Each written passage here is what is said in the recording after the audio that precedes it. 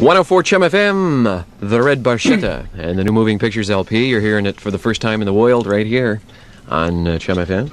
And Geddy Lee's in the studio with us to talk all about it. A lot of new sounds on this album. Yep. Your bass even.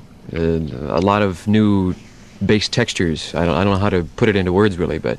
Well, I mean, the whole session, like I said before, we are really going for something special sound-wise as far as using the state-of-the-art gear and really utilizing the 48 tracks and being very microscopic about how we recorded it. And we spent a lot of time... What was that? Oh! Gee. We spent a lot of time trying to get the sounds together, and we spent... Bacchanalia over here. Anyway. We spent a lot of time working on the synthesizer sounds and, you know, really... How long were you in the studio all told then? About 2 months and a week, something like that. Mm-hmm. We lost about a week and a half due to the problems, but again, they were just... Those were the kind of problems that it took. You know, the studio had never been 48-track before. We'd never used 48-track before. We'd never gone digital before. So they were just familiarization, really, more than anything else. Mm-hmm. And all in all, it's still a wonderful studio, and we did get great results. The 48 tracks have a lot to do with all those additional sounds, like maybe being able to try out one texture on one track and try out another.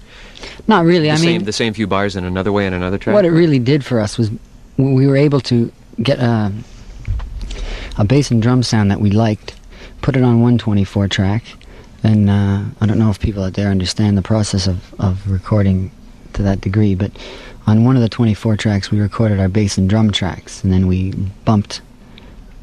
transferred from one machine to a couple of tracks on the other on a fresh piece of tape, and then we took the original bass and drum tape and we put that away, so that we would not lose any quality in running the tape over and over and over the heads, because the more you run a tape, the more quality you lose, the more oxide you lose. This might be getting a little technical, but anyway, that was the process we utilized, and it enabled us to preserve the bass and drum tracks to as close to the original sound as possible. And that was really the whole concept behind this album, was to try to preserve the sounds as much as we could to the way they were originally recorded, because as most albums are done, by the time it gets to the consumer, through various means and methods of tape copying and mixing down onto another piece of tape and dubbing and this and that, you end up losing a lot of quality, and so we wanted to avoid that loss of quality. Which is what using the digital process was all about then too. With the digital, we were able to maintain the multi-track sound, the sound that you remember best out of the studio, rather than lose it into an analog mixdown, which they usually do. Which has to be frustrating. It is frustrating, but it's always been the only way to do it, so no one's ever thought that... I mean, it's always been, oh, that sounds great, because that's all you have. That's what you had to put up with. But when you compare the digital with the analog, all of a sudden you go, wow, you mean I can settle for this instead of doing that? Provided I want to pay a little more money in the making of the record, but... Yeah, but I mean, that's...